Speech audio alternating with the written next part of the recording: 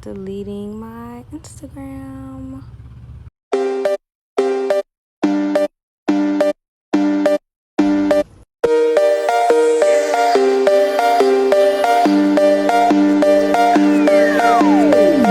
have to start romanticizing your life. You have to start thinking of yourself as the main character. Because if you don't, life will continue to pass you by.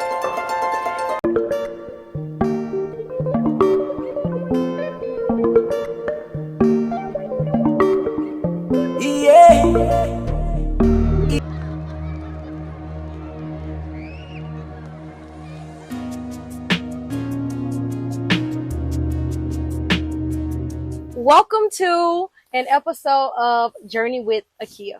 Before we start though, I would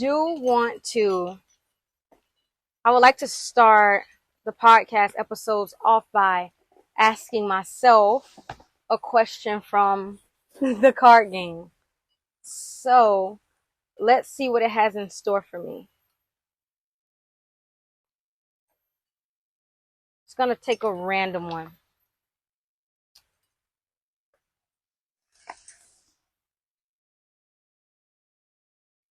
What activities make you lose track of time? Ooh. What activities make me lose track of time? When I am in my practice, when I spend time with my breath and my body, and whatever practice that may be. When I'm surrounded by love, like I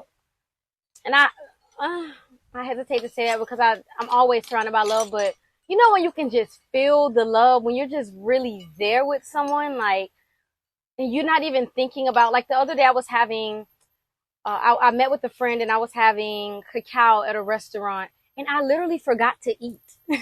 Like I was so absorbed in just the presence of my friend that I completely, like, I lost track of time as far as eating was concerned. So I think when I'm around like just beautiful company, when I am exploring or learning something new, I lose track of time. When I'm with cacao, which I am right now, I lose track of time. And when I'm sharing something that I'm really passionate about, when I'm in a vibe, I lose track of time.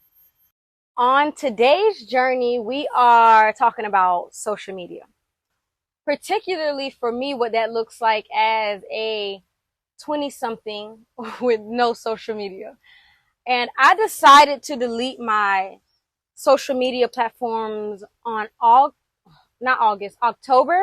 25th of 2022.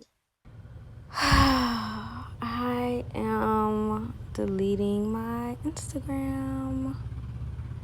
I just kind of went through and screenshotted some things that I want to keep for myself, although I believe I have a lot of these in my phone and on my own hard drive. Some things I wasn't sure, but it definitely took me down memory lane a little bit. And also there was definitely some attachment there. Of course, I've been utilizing this app since 2012, y'all. Delete. Oh my gosh, I'm deleting my Instagram. Continue deleting.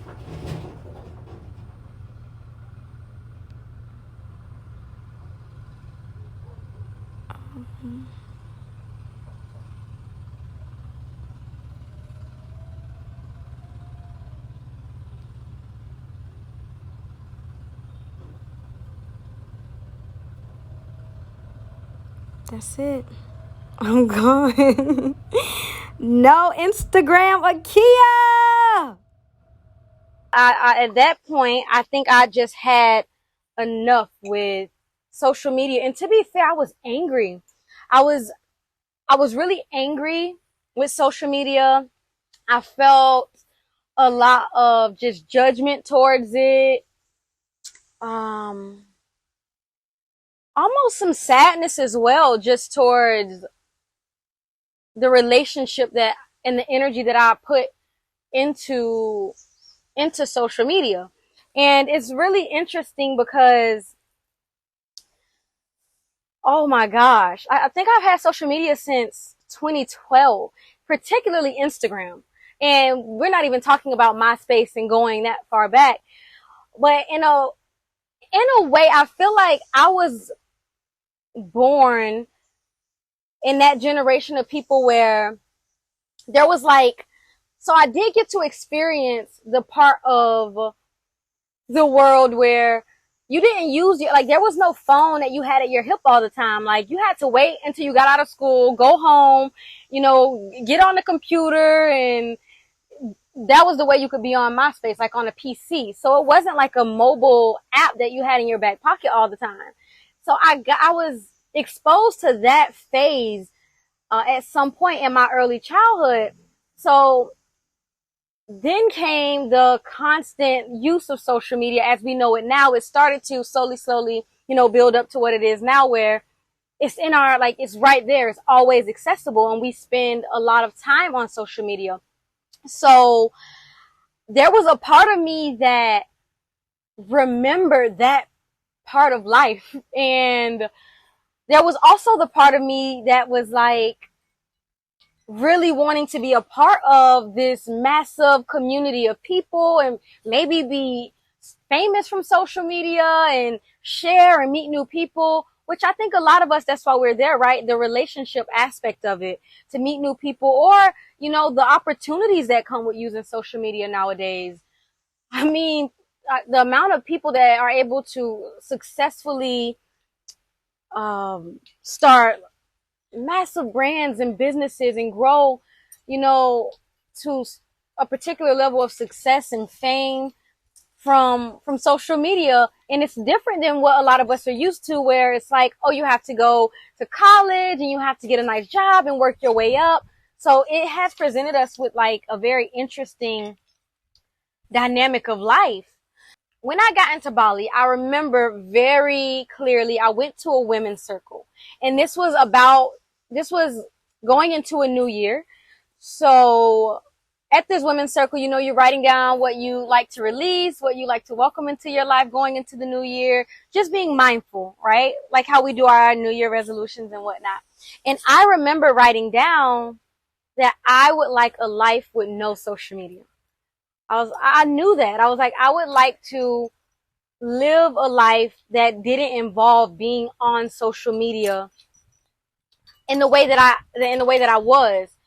And even at that point, I wasn't really a heavy social media user, but I was definitely active on there, like daily posts, posting on a story often, documenting, a lot of moments throughout the day. And I remember writing that. Fast forward a few weeks later, I meet my ex-boyfriend now, and he was really, he wanted to explore more into videography and photography. And then you had me, who was just getting to Bali and seeing all of these new things. So one of the ways that we connected was the fact that I was very curious and excited about the smallest things, and he was very passionate about filming and photographing things. So it was really like in that moment, like a match made in heaven for where we were, sort of thing, where he would start documenting and taking very beautiful photos. I mean, drone footage and all of these things. And I fell in love. I'm also an artist, right? I love to create. I'm very creative. And I just saw all of the beauty of this land, the beauty of, these photos and how he captured things. So slowly but surely that became our life together, where we were building a brand. We were both he was trying to reach a certain level of success in his photography and videography. And I was like, well, this is working. People are responding to it. I was having like a lot of interaction on social media. I was getting so many followers. I think I started with like 3,000 followers, and by the time I deleted it, I had close to 10,000. So I was like, I see it. And then it kind of progressed to being able to work with hotels and to travel and getting free stuff. And I was like, why not?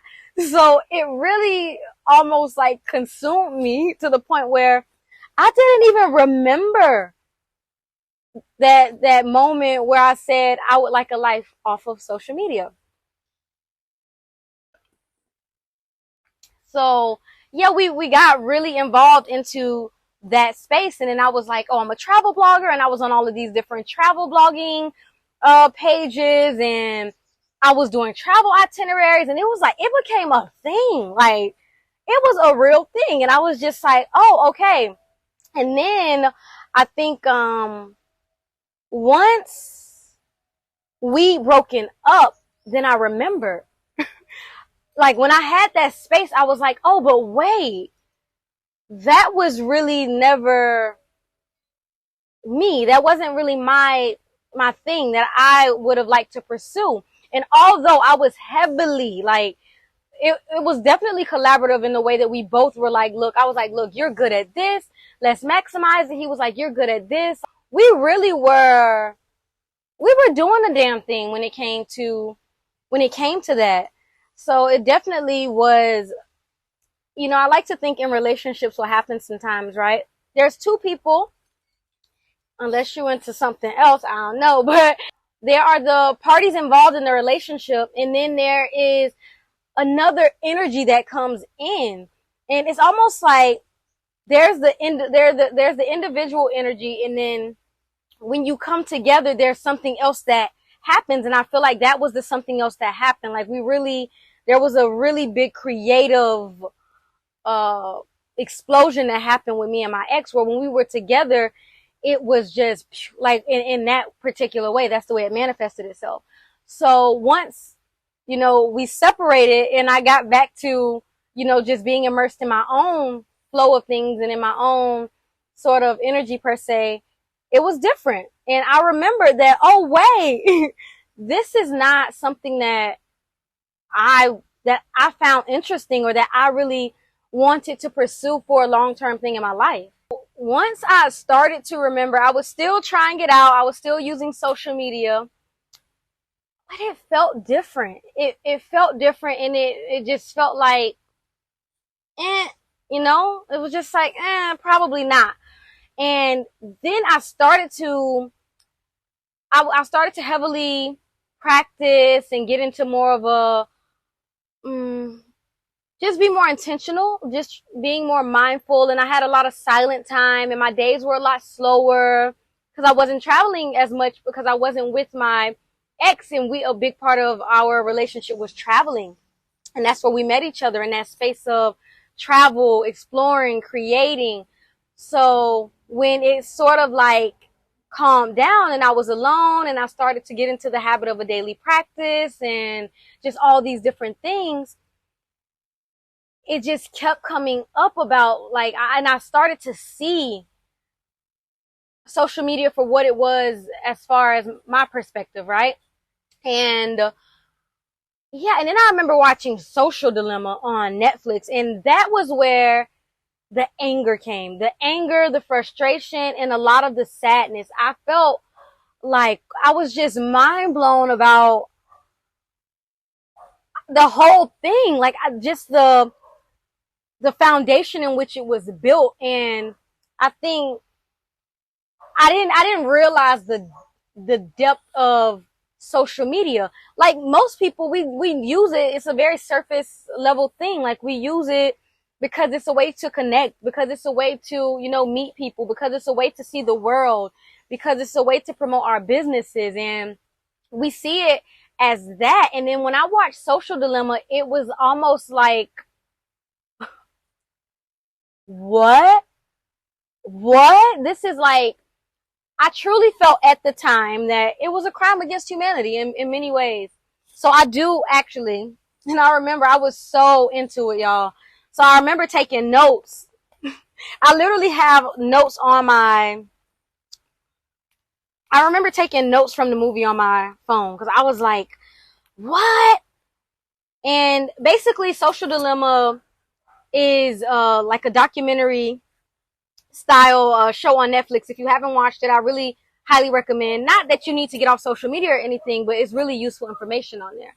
And it's just like it's people from Instagram, people who work for Google, people who, are the directors of monetization for Facebook, venture capitalists, and I mean, people who study scientists. And they were basically speaking out about just the ethical concerns involving social media.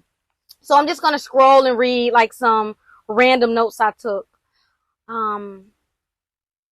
Social media platforms compete for your attention, and they sell using great predictions. So great predictions require a lot of data, and all of this data is fed into systems that have no human supervision and begin to make better and better predictions about what we're doing, what we're going to do, and who we are. And what else?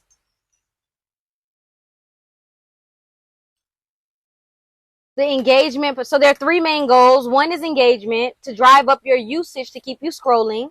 The second is the growth goal, to keep you coming back and inviting more friends and family members. And the third, and the probably most prominent, biggest one, is the advertising goal, which is each goal is powered by algorithms whose job is to figure out what to show you to keep the numbers going up. And you think about, so they have different, for example, the typing dots, right? You know, when you're in a message thread and then you see those typing dots, most of us are just like, oh, the person's about to respond. You don't think much into it. However, that's to keep your attention so you don't put down the device and you can visually see and expect a response. So, oh, and then there's this one. This is one that really had me angry. This was the former VP of growth of Facebook, Chamath Palihapitiya. I'm probably saying his name incorrectly. Forgive me. We want to psychologically figure out how to manipulate you as fast as possible and then give you back that dopamine hit. We did that brilliantly at Facebook. Instagram has done it. WhatsApp has done it. Snapchat has done it. Twitter has done it. So I'm going to stop there. And this is not, I didn't make this stuff up. This is literally on the show. This is there for all of us to watch and see. So when I watched that, I was like livid, to be honest. I was fucking angry. Like, I was like, how could these people be doing this? Like, how could they have people who study the brain involved on, these platforms where it's just regular people? And I think mostly, and even when I think about the conversations that I have with people today about social media, one of the things that I see is like people genuinely, like when I speak to friends who still use social media and, who are still involved with using Instagram and things, most of the conversation is like, man, I've been using it too much. And I'm like, I can see how it's making me sad. So I feel like people are tuning into the feeling and just not knowing that. And I always tell people, it's okay that you feel that way. Actually, it's normal. It's a normal response of the body to feel that way because, it's like there's the intelligence of our bodies and then there's this system that we are constantly using. And yeah, it's built for us.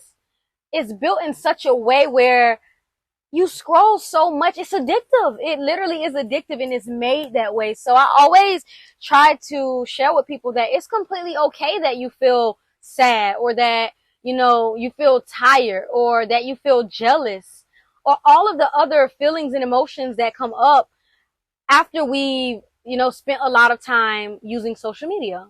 It definitely invites these feelings. There's this you're constantly seeing, if you're in the United States, what someone in Asia is eating for breakfast, lunch, and dinner, or, we know so much about people's day-to-day lives. And then there's the aspect of we are in this state of constantly trying to make our lives seem like something. And I think for me, one of the things I noticed was that I was going to these beautiful places. Really, I've been to some, thank you, God. Thank you, God. Thank you, God. Thank you, God. I've been to some absolutely gorgeous places on this planet. And I remember being in places sometimes when I was in this, like, oh, I have to make sure I get content for the post or for this hotel, or I have to make sure, like, when I had that anxiety of getting content where I couldn't really enjoy where I was. And I remember I would look at some of the beautiful photos that I had and I'd be like, hey. And also even like just being there and feeling this very strange, being in this strange space of, okay, no more photos, time to enjoy. But then also like, oh my God, this is so good that I have to take a photo. So it was almost just like this constant conflict happening inside where it was just getting to be a lot. And fair enough, right? Like, I think in those moments, there was a lot of judgment on my behalf with social media. And even when I transitioned from using social media, let me tell you, I used to judge. I used to judge all of the people who were using social media. I used to just be, my teacher says that's what tends to happen, right? When you come out of one box, then you start to enter another box and then you look down on the box that you were in before. It's good to be mindful of it so you can release yourself from that box as well. Well, I would do this thing where I would be like, it's so bad. I can't believe people are using it. And obviously not knowing what relationship other people have, you know, this is just my experience and my journey with social media. And for someone else, they might have a great ability to use it for what it needs to be used for, do what they need to do, and go on about their day. And I just didn't have that discernment. We are up against these people who study the brain and therapists and these CEOs and people who have really, this is a well-oiled machine. So for the average person who doesn't know anything about any of this, it's very easy to end up in this space where we become consumed by social media. The day I started to delete my social media pages, I remember feeling ready. I definitely felt ready. There was also this feeling of insecurity in terms of, okay, now how will I, how will people know me? How will I promote my business? How will I meet new people? So there was that. And through the 15 months that I haven't had social media, yeah, I mean, I think after a while, like anything, you just don't even think about it anymore. But the beginning stages I felt were a bit difficult to navigate because every other person, when I would go out and meet people, because I was still out here living life. Like that never changed. I still went out. I was still traveling and doing my thing. And I was even still taking videos and pictures of things. However, that pressure to share them or put them together in some very beautiful way so people would respond and give me likes and clicks and tell me how great I was and all of this stuff, that pressure wasn't there anymore. So I definitely I was still enjoying life and just outside, but one of the things that I noticed the most was connecting with people. And the first thing people would ask if they met me and enjoyed me or wanted to like know more about me was, oh, what's your Instagram? And I remember always being like, oh, I don't have it. Like, I don't have an Instagram. And people being like, oh, and sometimes like completely not even wanting to connect anymore. And I just remember how awkward that was to navigate. And then slowly it got to the point where I was like, look, the people who really, really want to connect, we will find a way.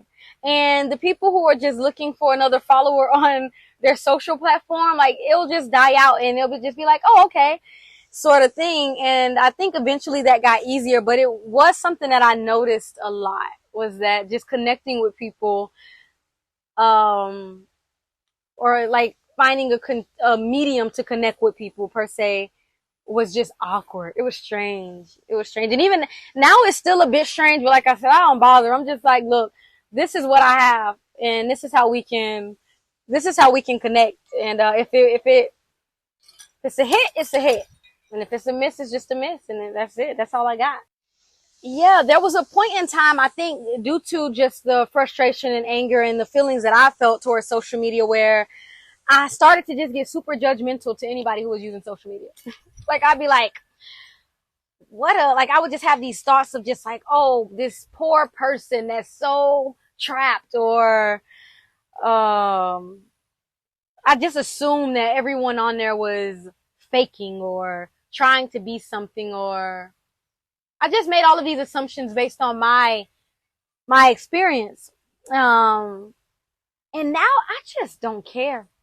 I really don't care. Like, if you use social media, use it. Use the, like, do your thing. Do your thing. Like, do your thing. And I'm in full support of that, man. Like, I really am. There's some people doing some great stuff out there and sharing with the world in beautiful ways. And I mean, even if you ain't doing really nothing that's perceived as super great on there, if you're just sharing with your friends and family, or, man, just do you. You know, do you. And I think, like I said, when you come out of one phase or box and then you get some wisdom or some knowledge, or for whatever reason you step out of something and you go into this other box, and then, I think the tendency is to just look down on or judge whomever is not in the current the current box that you're in. For what? For what? Like, everyone has their journey and their unique way of doing things and their purpose. And I had to figure that out. And I do think social media was a big teacher, a big teacher of that for me. And, oh, my teacher, I have one of my teachers, Rosalind. Oh my gosh. Her with words. I mean, this woman is a master of words, and just beautiful. She's just beautiful. I want to read. She has she has she wrote something called, what is it called? Social media etiquette. And I just want to read what she said as far as social media etiquette. Absolutely beautiful. Absolutely beautiful words. Whatever you read, ask, whose real interest does this serve? Watch out for hierarchies where an impressive person needs you to be lower to make themselves higher. It is a cesspit. No illusions here. A hell realm of comparisons, narcissism, desperate neediness, show-offs, phony bullshit, materialism. Don't drink at this well. You are here to give, not get. In and out. No conflict with society. Don't waste energy being surprised or outraged at how stupid, shit, or unfair anything is. Our business is to create. We are here because we love people and because we feel some freedom and want to share this in ways that practically help. Being useful is so deeply rewarding. The best email I got was from a person who wrote, I found your Insta, and it felt good to read what was there. I could not ask for more. It is what we make it. They engineer this shit to be seriously addictive. But what is addiction? The drive to avoid oneself expressed through various behaviors. We know that we cannot blame those substances. What is, I don't know this word, innocuous to one person is destructive to another, depending on their coping mechanisms of choice. Maybe social media is the new left-handed tantra. When I find myself judging someone else's phone use, it is usually some harshness towards myself and my own habits projected outwards. How am I to know the qualitative aspects of their relationship with phone? They might be writing a novel for all I know. Do it when the inspiration strikes and don't think twice. Where was I? Yeah. I get ideas of things to say when I do my yoga, when Mark is teaching, and when I'm falling asleep. Write notes straight away and you can always flesh it out later. Images of oneself are not always narcissistic. I want to see you. Is it narcissistic that you walk around showing your body? The landscapes and flowers are nice, but they get boring. Show me your sacred form. Overcome the reaction to those who commodify their form for likes. Just because this habit dominates doesn't mean that all images of ourselves are doing this. The question is just again, whose interest does it serve? Your body is transmitting something. What is it? I may have read that a little too fast. I hope I didn't go too fast where you missed it. However, I love that. I love that. I love that because in a nutshell, it says, do you. Do you. You. You don't need to do anyone else. Do you. That felt so relaxing to me because I feel like it released me from this title or role that I put myself into as the person with no social media. Oh, I'm the person with no social media. And in many ways, I associated that with, oh, I'm cool because I don't have social media. I'm the outcast. Everyone else has it. I'm different. And why do I need to be in, like, why? You know, why? What's so cool about not having social media? What's so cool about having it? It is what it is. Do you? This year in Bali, last year in Bali, one of my other teachers, Tanya, was having a yoga teacher training that I volunteered at. And she asked me to gather content. And for the 21 days of the training, I was in charge of her social media. So it was a very interesting space to be in because I had went from this end of the spectrum where I was heavily involved in using social media. Then I went to the other end of the spectrum where I was like, no social media at all, deleting it, don't want to be involved, leave me alone. And then my teacher asked me to do it, to manage her social media, which I was very happy to. By the way, it was for yoga, it was to spread beautiful messages. It was also a way to integrate a lot of the things that I learned. So I found myself in this middle of it all. And it actually was beautiful. I had a great time.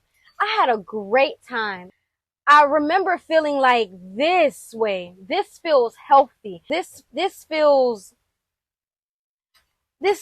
like it's serving. It felt like a place of serving and sharing. And how can I share this in a way where, you know, this might help someone? So it came from a place where I felt like it was just a lot more insightful for me in the way that I was using it.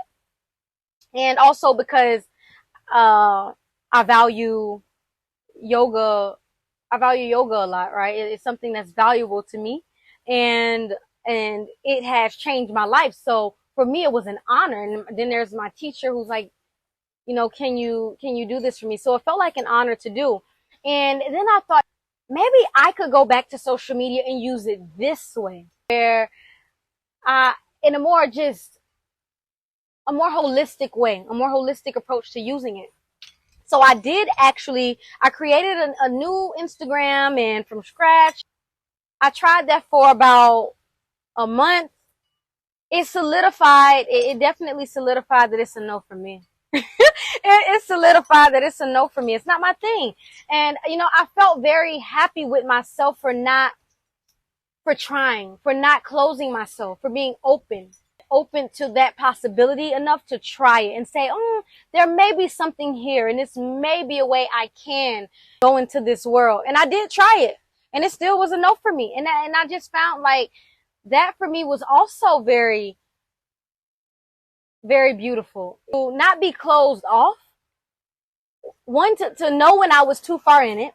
Let's start there. To know when I had gone too far and to know when I needed to shut it down. You know when to pick things up and know when to put them down. And then to kind of self-regulate and then say, okay, maybe this way, this could be another path into it. And trying and being open to that possibility and then being honest and saying, it's a no. It still doesn't feel like that's the way. Now, I will say this. I've been saying I don't use social media, but I use YouTube, obviously.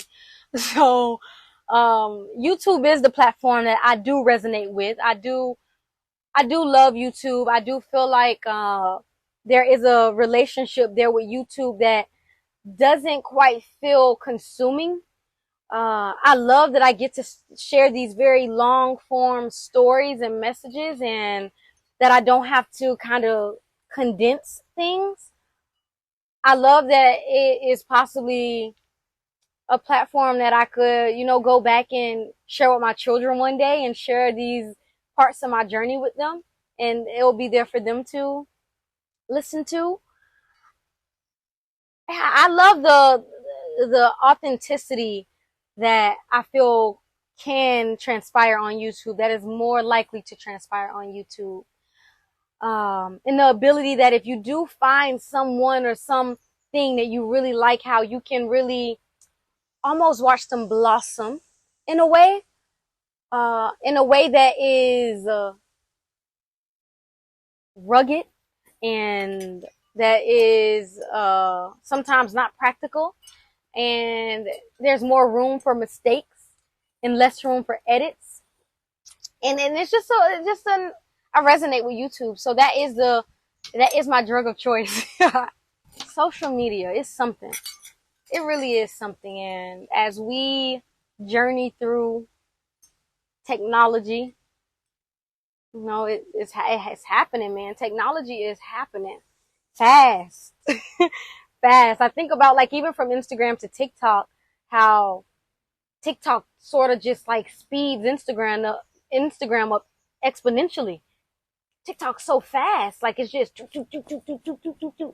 and I had a lot of success on TikTok as well. I had so many videos going viral and millions of views and comments. What a time to be alive. It was nice, but it's also nice to not have that, right? Both, there's a season for everything, I believe. I truly believe that. And while I am not an advocate for people to remove themselves from social media nor indulge in social media. I'm neither here nor there with it. I think that it's just our responsibility to have discernment over our lives and what feels useful to us and what feels like it's not useful. For someone, it might be in their karmas to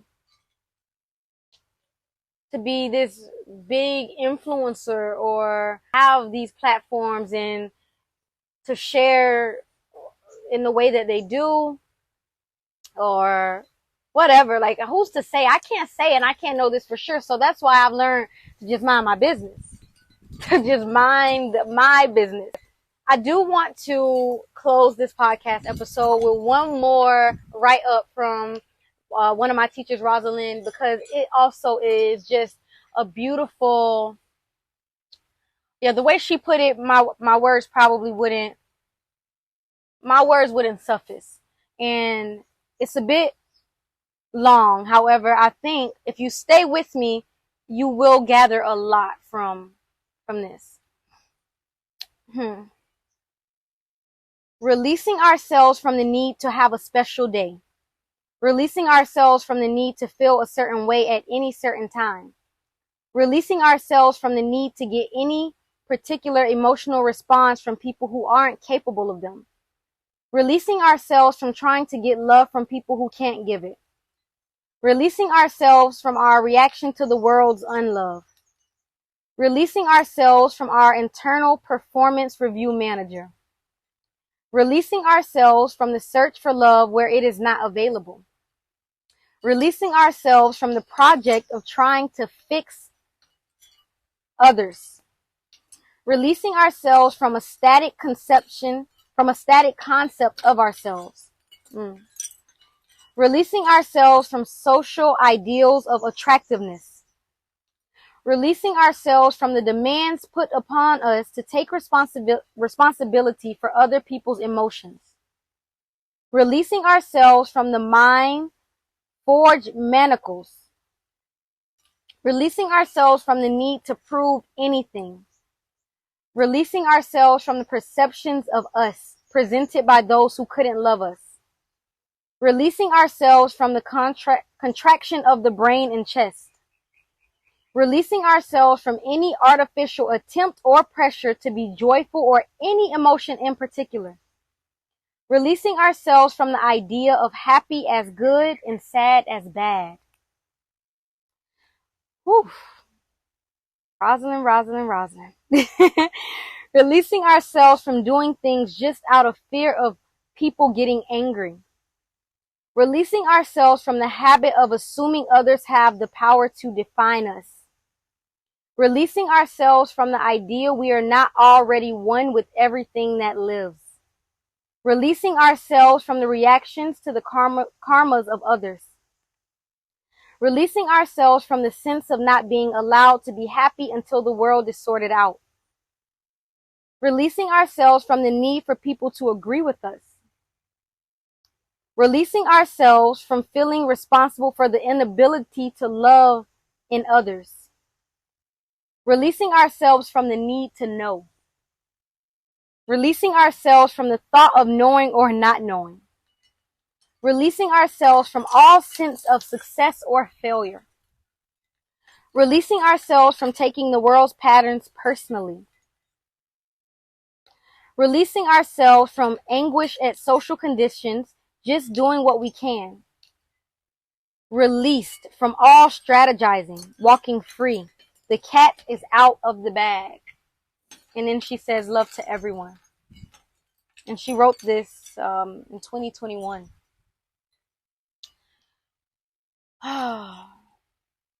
Release yourself, you know, release from anything that doesn't serve you, and be open to what does serve you. And that's it. That's the message. That has been my journey with social media. That has been my journey with life.